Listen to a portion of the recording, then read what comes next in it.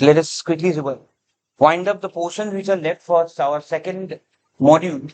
Today we are going to finish off with the second module with all the mathematical fundamentals required for the subsequent algorithms. In that aspect, we were discussing something called as elliptical curve arithmetic. So in that, the basic idea was that this principle will definitely help us at some point with RSA cryptographic system, where the key size can be maintained or key size can be made small using the process which is given over here. And in that aspect, we come across this particular elliptical curve, which is nothing to do with ellipse for that matter. But we have observed that the basic equation that we have to consider over here is called as y square equal to x cube plus ax plus b, where again the a and b are some real numbers which are governed by some kind of an equation which is given here, which is 4a cube plus 27b square equal to not equal to 0. So we will go on fitting on a and b, we will go on picking up a and b, and based on that we are going to substitute. And so we have to find out a and b, corresponding a and b, which is given by something like this e of a comma b, and based on that we will do a curve fitting, and finally the objective is to find the points on the elliptical curve on a field. Okay, so that part is what we have not discussed. We will do it today, but based on that we come across certain properties. Okay, can you switch off this fan? Yeah. No. Thank you. So, please make a note of some of this important information that is given over here. Because again, as I keep on telling you, this will be useful at some point later. We are going to use the property. By now, I guess you have understood that most of the things what we have learned in the previous classes has been referred somewhere down the line. So, same way. So, first thing is that O, if you remember, that's a point of infinity or the 0 point we considered, serves as the additive identity. That means P plus O will always be equal to P. So any point, P is in any point which is given by x comma y. If you remember the graph that we had discussed, like suppose you have a graph which will look something like this maybe. So if you have a point somewhere over here, P, suppose, or minus B, whatever it is, so that plus 0 will be the same point. So that's one of the property. So thus O and minus O for any point P on the elliptic curve will always follow this rule. And that definitely means that in what follows, we assume that P can't be equal to 0 or O, or Q can't be equal to O as well. So that's one of the first property involved with it. Second point is the negative of a point P is the point with the same x coordinate, but the negative of y coordinate. This was there actually. If you go back to the previous diagram over here, if you observe this point, if you consider this as suppose R, so this will be equal to minus R. We will define it this way. Capital R and minus R. Suppose capital R is given by P plus Q, then minus R, the depiction minus R will be nothing but, here if it is x comma y, then here it should be x comma minus y. Because then only the rule follows that it is symmetric about y axis. That again will inherently mean the same thing. So this is about the depiction of the property that we come across. So this is the second point that we have considered. So you can see here also we have mentioned the same thing over here, just for an example. Now that is if P equal to x comma y, then minus P will be x of minus y. Note that these 2 points can be joined by a vertical line, and that will be equal to 0 once again. So that will be again equal to P. See that, remember that we are defining a particular set of numbers where we are only defining plus. Addition. Only addition is what is being as the operator. So we don't have any other operator like subtraction or multiplication as we have discussed in the previous class. So if you observe here, the operator is plus and the point here is minus B. So we are basically doing a subtraction but using the kind of additive inverse of it. So like that we are trying to do. Alright. To add 2 points P and Q with different coordinates, draw a straight line between them and find the third point of intersection, which can be R. So this, I think we have a diagram here. So you can see here. So R is equal to P plus Q. So if you observe, this is my point P. This is point Q. So if I try to extend it to the graph, wherever it will intersect first, that will be given by our R over here. And even you can see this capital R will be the mirror image of minus R over here. So this will be minus R because we are considering this to be the negative side of it. And we will always get another point over here, which will be the mirror image of the same. So minus R and R will be the 2 points, and we are given by something like this, P plus Q. But this is P plus Q with the following property that P and Q are two different coordinates. But if only P exists, then again another rule will apply. So the geometric interpretation of the preceding item also applies to 2 points P and minus P with the same x coordinate, and in that case this is 0. So with this we have already done over here actually. So same thing is repeated. If P both the points are same, in that case it will be equal to 0. Okay, this one. See the graph. So P and minus P, suppose these are the 2 points. So if you intersect both these two, that line that joins the 2 points, that will go through a point which is somewhere over here. And ideally it will be a 0 point or the point of infinity that we are considering. So that's another property. And next, but to double a point Q, draw the tangent line and find the other point of intersection of S, which will look something like this. 2Q, Q plus Q equal to 2Q, and that will be given as S. Like if you, like the multiplication, I told you in last day's class also that if I need to go on multiplying many times, we have to go for additive process. So here, like you have to double a point, suppose, you will just go on adding up 2 points, one after the other. But this addition and all will take certain rules. We'll see that after some time. So these are some of the property or the geometric interpretation of the elliptical curves and the point associated with it. Okay. So let's go ahead in some of the important equations. Please make a note of this. So now this is the algebraic description of the addition. Now the thing is, all this thing that you are looking at, this will be interpreted in terms of the field. We are discussing this all with respect to normal arithmetic. After a certain period, you will soon find, I think next slide itself, here. See, elliptic curve on the Galois field, GF field, because we are bothered with that itself. When the number of elements are 2 or like binary data, if you are considering 2 sets of elements, or there is a prime number which is present, then this whole of this property on the curve will be applicable to the field as well. So this is where we are heading to. But before going to that, let's discuss this. Please make a note of this. For two distinct points P, which is given by XP and YP, and Q is XQ, YQ, that are non-negatives to each other, the slope of the line is given by, this is very simple, the normal tangent equation that we look at. So YQ minus YP, please make a note of this process because this is what we are going to follow again. So YQ minus YP, so the Y coordinate, so del Y and by del X. So that's basically the slope that we all know of a straight line. So same thing is provided over here. But now see the changes.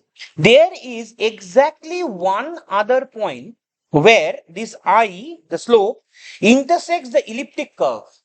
And that is the negative of the sum of P plus Q. So that means minus R exists with the value P plus Q, and the coordinate of that point, like if we know that the vertical line that intersects the tangent, like the elliptic curve is given by minus R, but what will be the XR and YR? So that part is given by these two equations. So please make a note of this too, because we are going to follow or use the same equation even in the fields as well. So it is given by delta square, which is nothing but the slope square, which we have found out, minus XP minus XQ. So you are given two distinct points which are non-negative to each other. You just take the value, substitute in the equation, and you will get XR. And then YR is given by minus YP plus delta, which is the intersection, again the slope, multiplied by XP minus XR. Alright, so these are the two equations. Please make a note of it. Okay, so now the second point, you can see that if it is doubling, as you can see that the last point in the previous slide, when we P plus P, when we have that condition of 2P, in that case, particularly, we use this particular formula. Please make a note of it. So if P is same, if P is equal to Q, that is means something like P plus P you are doing, then we are going to use XR, or the finding out the XR or the YR will be done with respect to this particular equation. Okay, so please make a note of this. So if P is not equal to Q, we can say when P is not equal to Q, or sorry, not phi, Q, then we are going to consider this particular equation, the top half, the yellow one. And when we have mostly P and Q are same, that means P and P plus P, 2P, or doubling for that matter, anything which where the 2 points are same. In that case, we are going to use XR as 3XP square plus A by 2YP whole square minus 2XP, and YR will be given by this particular equation. Interestingly, if you observe, in both the cases, the slope doesn't exist. Okay, the slope doesn't come into the calculation for that matter when both the points are the same. All right, so that's one of the catch over here. Right, so this is about the algebraic description. The geometric interpretation we have done with respect to the points and the properties, and the algebraic representation of the points with respect to equations are given by this. So the two conditions, please make a note of it: P plus Q, or P is equal to Q and P is not equal to Q. So based on that, you have to select the particular point, and this XR, YR, these are what we are going to find in a field as well. For a field also, we are trying to find out those points through which the elliptic curve will pass on. We'll see that today itself. So that's, as I was telling you, that elliptic curve Euclid system uses curves whose variable and coefficients are finite. Okay, so from the infinite set, we have to close down to finite number of elements. For that, we will use these properties. So you can see binary curves over this 2 to the power m. This is useful for hardware application.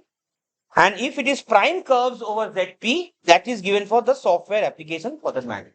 Like it is the application of this property as and when it is required. So let's not go into much of this. So now let us see with respect to field how it is there. You can observe the same equations we are going to use. So y square equal to x cube plus ax plus b, same thing. But here, as it is a field and we are trying to make it finite number of elements, see the equation how it has changed. Now it is limited to ZP. So please make a note of this. Y square equal to x cube plus ax plus b. This was a generic equation for elliptic curve arithmetic. But when we are applying on a field, we are making sure that it is limited. It has finite number of points. Okay, so that finite number of points is defined by some kind of a mod P which comes over here. So whatever be it, we have to limit it within a particular set of numbers, as we have been doing for all this other process as well. Now, if you observe here that the same thing has been just tested over here with A equal to 1, B equals to 1, with X equal to 9 and Y equal to 7 with a prime number of 23 over here. And we can see the equation actually holds true. That is given over here. So the only thing that you should note is that for a Galois field or for a field when we are using the elliptic curves, we have to use the formula y square mod P equals x cube plus ax plus b mod. That's the only thing. Now, as you can see, this is what is given over here with respect to 13. Okay. Now, this is very interesting as well as to understand. You need a little bit of patience because in books, if you go by, there is no steps which are given over here or like I will be giving. Nothing will be mentioned in the books. Okay. So, there are few steps which might not be directly related to elliptic curve. But if you don't know it, you cannot solve any questions from that segment. Okay. If you look at any of the textbook, they won't give you the steps, what went inside. So this particular example, I'll go detailed so that you can understand that how it has been working for the other example as well. So if you observe here, what we have done, the question is define an elliptic curve with E23 1 1. That means AB is 1 1. This is my B, this is my A and B is 1 1. And 23 is the prime that we have considered. And the calculation is done, this should be 23 actually, this should not be 13. And the calculation is done on modulo 23. Alright, so that is what the question is. Now we have to fix it with respect to, we have to find the y points. We will find some x points and we will try to find the y points accordingly. Because by now we have already defined the p and minus p. So there will be a symmetric parity will be there. Okay, so that point finding, selecting the finite number of points is done by this process. So see how we are starting over here. So this is the equation that we come across. Already we have defined that. Now P23, A equals to 1, B equals to 1. So the same thing has been repeated. So in terms of equation wise, it should be y square equal to x cube plus x plus 1. But remember, there is a mod 21, mod 23 also along with this. So first things what we are doing is that whether we are checking here just by parts, like whether A and B, the selected 1 and 2 is actually satisfying the equation. So if you observe, the equation also has changed now. Instead of only 4aq plus 27 b square, now it has a mod p along with it. Alright. So we are verifying, we are substituting over here and we are verifying that this is not equal to 0. Remember this change also.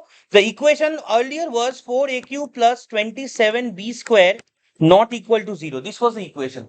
But as we are going for a field and when we have a finite number of elements that we are considering, we have to add or we have to include a mod of p in the equation.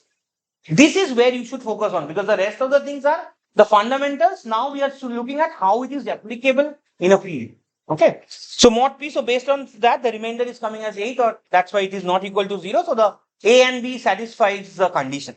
Now comes the interesting part, and that's where you might find it a little difficult if you just go by the examples given in your books or anywhere, because the explanation might not be there. Now we have to find out what we are trying to achieve. Let me just show you what we are trying to achieve. We are trying to achieve to get these points. These are the finite points which lies within E23, mod 23, the set of elements that we are considering, which will form points on this space, and these points will form, or these points are the points on the elliptic curves that will be made available for the selection. That means if you observe that first point over here is 0, 1, 0, 1. So what will be the other point? It should be 0, 22. Similarly, this point has an element over here. This point has an element over here. This is over here. This one and this one. Like that. So what are these finite points? So whatever we are trying to do, in books, what you will get is that the final answer, this one will be given to you. This is the final answer. But how we are achieving this won't be mentioned. So now I'm trying to give you an idea why these elements are coming. Alright. So let's go back to a few slides back. So first things we have done, the second part you observe, for each values of x, one needs to determine whether or not it is a quadratic, it has a quadratic residue. Now this is something different, completely different to that of what we are discussing. For the time being, for the sake of our clarity, just understand that it needs to be formed for any set. Suppose here you have Z23, we can form the quadratic sets using the formula x square mod p. Just make a note of it. This is, as I said, this is nothing to do with elliptic arithmetic, but it is something which is there in discrete maths and that is being applied over. So we have to find for the given set, be any set for that matter. You will see that I'll give you an example of 13 also, but this is for 23. For the given 23 elements, you have to find out the quadratic residue, we call it. And how do I get it? You can see x square mod p. Now this x is basically each of the elements. So you can see 1, 2, 3, like that it goes on to up to 11. Then 12 to go up to 22, it goes on. And this is basically the residues that we are getting. Now if you observe carefully, please observe carefully, because this requires an attention. Out of the 22 elements, we are getting the residues as 1, 2, 3, 4, 6, 8, 9, 12, 13, 16, 18. So these are the only possible finite points that can make them available to that last final set of elements that you are considering. All the 23 points won't be considered for the set of selection. I'll repeat once again what I'm trying to do. For a given set of elements, suppose the prime number is pretty high also, if you have infinite number of points also, using this quadratic residue process, we are finite, we are selecting a few of the elements within the set of elements for the finite search. Okay, and because of this only, you will be able to find the necessary points which I showed you just a while back, the whole set of elements. So first point is you have to find the quadratic residue of a given set using the formula x square mod p. Simple as that. So these are the elements 1, 4, 9, 16, whatever you are getting. This is what I have written over here. This is the first step. So what we have done. So the quadratic residues are here. Now see what we are doing. Therefore, please make a note, p minus 1 by 2. This is an equation. Again, don't ask me like why we are using it. Just for the sake of our clarity, let us understand that this is to be considered. P minus 1 by 2 will always be indicating the number of quadratic residue. So P is 23. So 23 minus 1 is 22. 22 divided by 2, 11. So you have 11 set of quadratic residue. First, we find out that. Now, if you observe carefully why we are so interested with it based on the table. Very carefully observe this. X is, please see the X axis in the table. Now in X we are mentioning all the elements over here.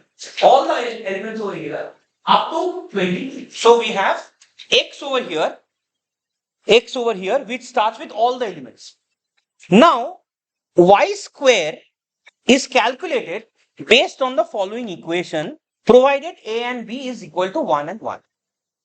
We just simply substitute. For example, x cube is, suppose I take x equal to 1. So it's 1 plus 1 plus 1. So this will be 3. So that's why this entry is 3. Don't look at the other side. Okay. Just see the y square. So y square all has been arranged accordingly. So these all are y squares for all the 22 elements. Now you observe the condition. Does y square belongs to Q23? Where Q23 is, you are observing, you can see yes and no, which means whether the calculated value of y square is one of the quadratic residue of the set. So you observe here, particularly over here, suppose you come to here, 11. 11 is not a part of the quadratic set that we have. So we are mentioning it as no. Understand? So we first find out the quadratic residue Q. We have found another subset of the whole element. Now we have found out y square. Now we are checking for the y square whether it belongs to Q23 or not. In this case, Q23. You observe that here some of the cases is no. It's no. Alright? Because those elements are not present in the set. That's first thing. Now, as there is y square, you will require the two roots. Y square will have y1 and y2 for that matter. So those y1 and y2 are present over here. Now, closely if you follow, I'll come back to this, how we are calculating y and y2. Closely if you follow, let's take the first element, first point. 0, 1, 0, 22. See over here. 0, 1, see this my cursor, and 0, 22. These were actually the first 2 points that we have referred in the next diagram. Next point could be 1, 7. Can anyone tell me what will be the next point? What? 1, 16. Yes, 1, 16.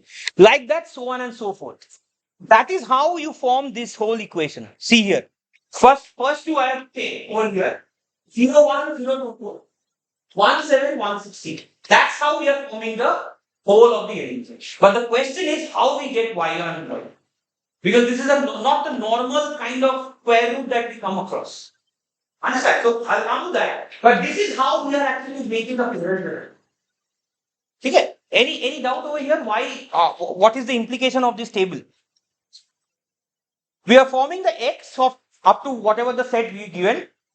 We are estimating y square based on the equation given. Now that equation also depends on a and b, how you are defining a and b. So based on that you find out what is y square. Based on the y square you check whether that y square belongs to the set of quadratic residues. If yes, then only you are trying to form the roots. Otherwise you can see this is cross.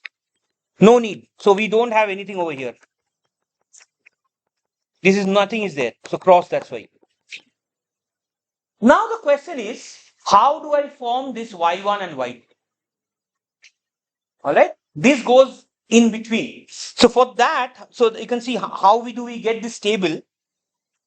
So let's see whether we are able to understand this. Please make a note of this. I bet you won't get it anywhere, but this is the only way you will understand this. y1 is calculated by the process of what given over here. y1 will always be congruent to y square mod n. This is also certain properties of discrete maths. And again, we are assuming that we know that. So that's why we are just taking this equation here. y1 will be y square, congruent of y square mod n. So what we are doing is y square, whatever be the value, just check any for anything. So for example, y square equal to 3. So 3 is the residue. y1 we will go on increasing with the square over here. You can see we are making a square over here. So 0 square, 1 square, like that we are going on doing it. Because square, why? Because we are making sure that because it is a root we are trying to calculate. So it will always be, so y1 will always be coming like y square, whatever we have, the residue, we are considering as if it is the residue or the remainder, whatever you call it. And mod n is the prime, whatever you are considering. So for all the given elements, starting from for the set 0, 1, 2, 3 up to 22, we'll go on taking powers of square. So here you can see 0 square, 1 square, 2 square, 3 square, 4 square, like it goes on to up to 22.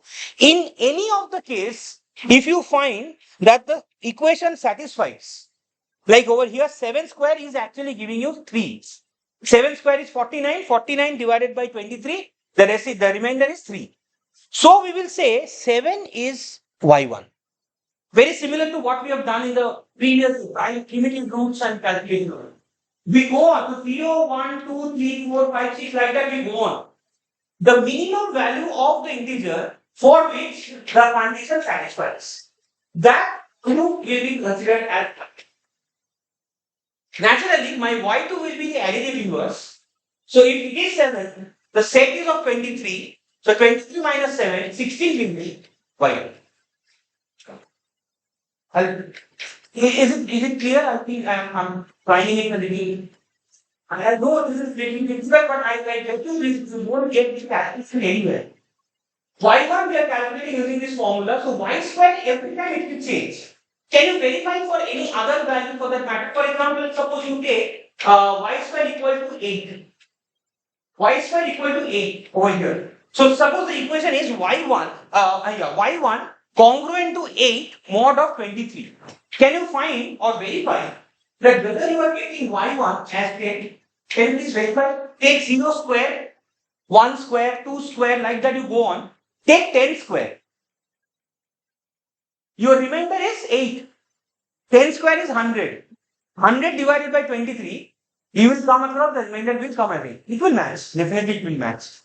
So the point is, if it is 10, so the y2 will be nothing but additive inverse. So that will be 23 minus 10, so it will be 30. Am I clear with this? How this table is formed? This was the table. All the elements. So this is one of the examples. This is y1 and y2 here. So this is another taking y square equal to 9. Now y square equal to 9, the advantage is that at 3 equals 3 square, we are actually getting this condition satisfied. So y equals to 9.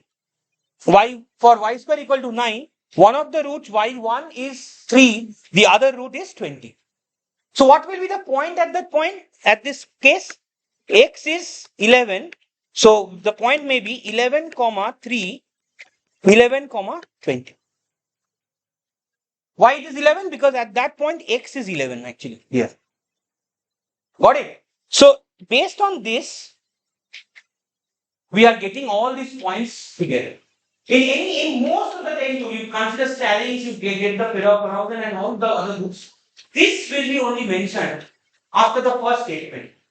But why we are getting this will be a major concern, because you won't be able to solve the next question if I give you a different value of 1.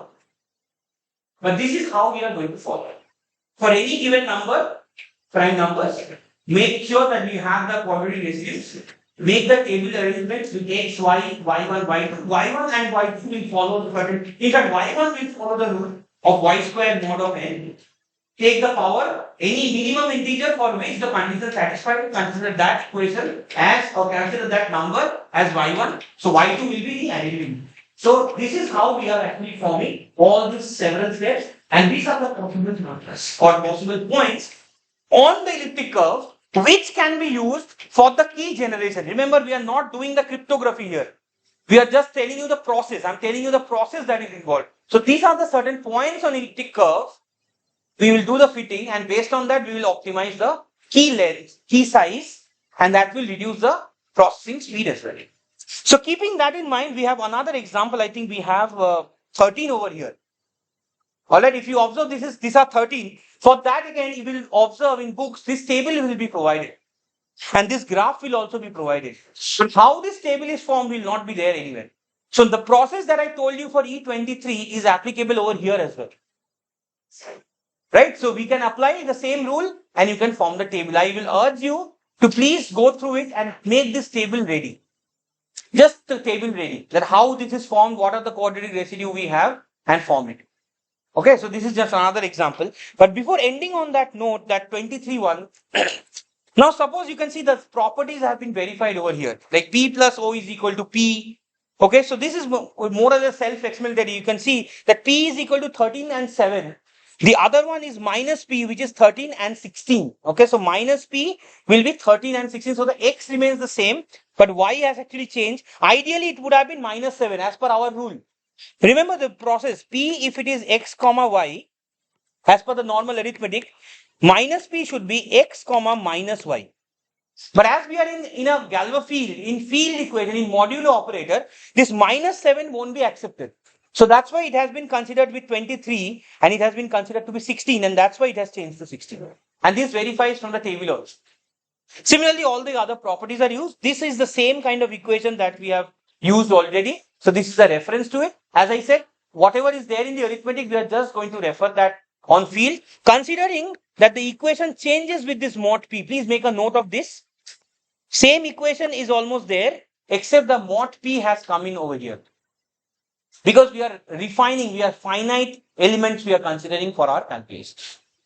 Right? So please make a note of it. The same equations almost we are using. So the final thing that we come across, this is again the same thing. We are like 4P. See here, 4P. How to calculate 4P? So P plus P plus P, as we know that 2P and all that, that we only have addition operation. So we are getting this kind of an equation. Same thing. We are just applying, because here P and Q is not equal. We are applying the rules, equation that we have referred, the delta one, and we can find out the two respective point. XR is given by 17 and YR is given by 20. So you might be given a particular set of elements. So you have to find out what is XR and YR based on the given points P and Q. You have to use the equations, substitute it, and get the correct answer. Now for this calculation, you can see this part of the calculation. Sometimes you will have a scenario where you have negative values also, which I think you can manage using, for example, here you will get something like minus 6, if I'm not wrong, in some of the cases. Yeah. 6 inverse. How do I solve 6 inverse mod of 13? Any idea? Fermat's theorem. Remember, that's what we have done. That is the significance of using those theorems. You can use that Fermat's equation, change the inverse to 6 of, what was the formula? A inverse of mod P is equal to A of. So you apply that and accordingly you break down and you get the result, substitute it and you will get the result. Now the thing is, in your books and most of the solution that I come across, this one line will be provided here. But how do I get 5 will not be mentioned. So people might find it difficult that how this 5 is coming, for how to calculate it is like this. So in the course page when I'll upload, you will find that some of these rudimentary solutions, like the detailing of this, will be provided there. So if you wish to go through, you can just look into that. If you are confident enough to understand, you can do it. You can skip that, no problem. But just for understanding purpose, you can use it. Okay, so that's all. The last topic that we are going to start, and we'll finish with, we have only 2-3 slides for this, and that is called as the principles of pseudo number generation, which ends our discussion on module 3. Fortunately, we don't have much of a numerical over here as much.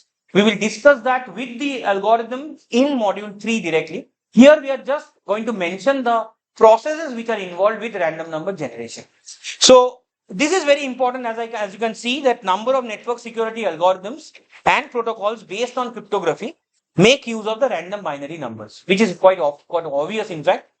session key generation, RSA public key generation, everything depends on how the random numbers are generated. So let's see, there are usually two properties that we usually come across with any of these random numbers. One is called the randomness, the other one is called as the unpredictability, which are definitely, you can, by intuitive, from the definition itself, you can understand what is randomness and what is unpredictability. So randomness involves the following two criteria. Is one, the frequency of occurrence. See the second point, the distribution of bits in the sequence should be uniform, and the frequency of occurrence of ones and zeros should be approximately equal.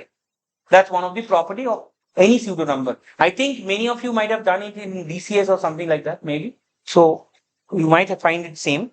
Independence is another property. No one subsequence in the sequence can be inferred from the others. So that is one of the property of the randomness itself. The more it is redundant, it is easy to crack. So it should be random as much as possible. So that's one of the property.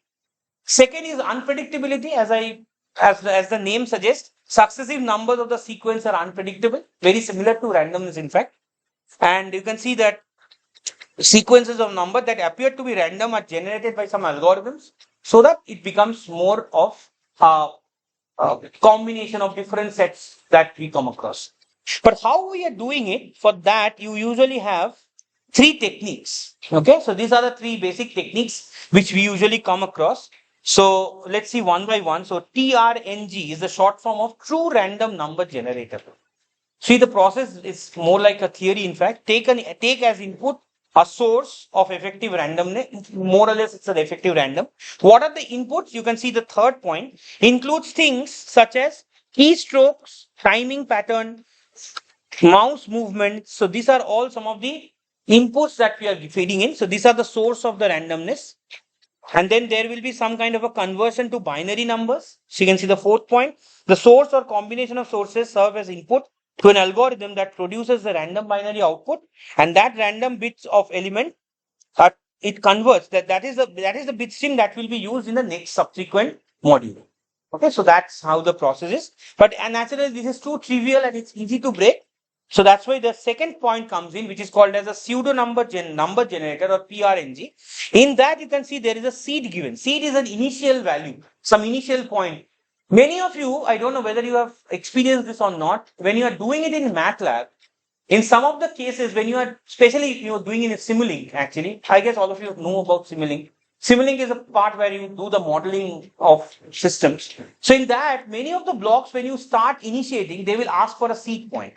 So this is basically a seed point. Seed point is some initial value from which it will start, and it will create the random numbers accordingly. If you go back to MATLAB and you check the binary, I think random number generator block or something, and you go to its property, you will find the seed point will be there.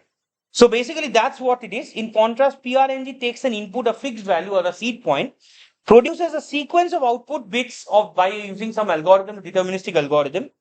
Quite often the seed is generated by TRNG. So the previous one that we true number generator. The important thing is to note that the output bit stream is determined solely by the input values. So based on that, we get the pseudo number random bits over here. And the last but not the least is another addition to this PRNG, and that is called as PRF, which is very similar to that also, which is called a pseudo random function. In PRF, it is used to produce the pseudo random string of fixed length. So we have a seed which is very similar to that of the previous one, PRNG, and you have a context specific value. Now, context specific value, you can see typically PRF takes an input seed plus some context specific value, which are specifically, like context specific value is such as user ID and application ID. Suppose this is some of the example. Suppose this is some trigger, some label based on which the data will be collected.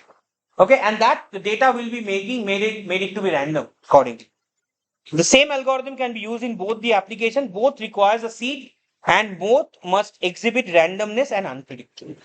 Right. So these are the following points that we come across with pseudo number generation. So now this is where we stand. We actually have finished off the two modules.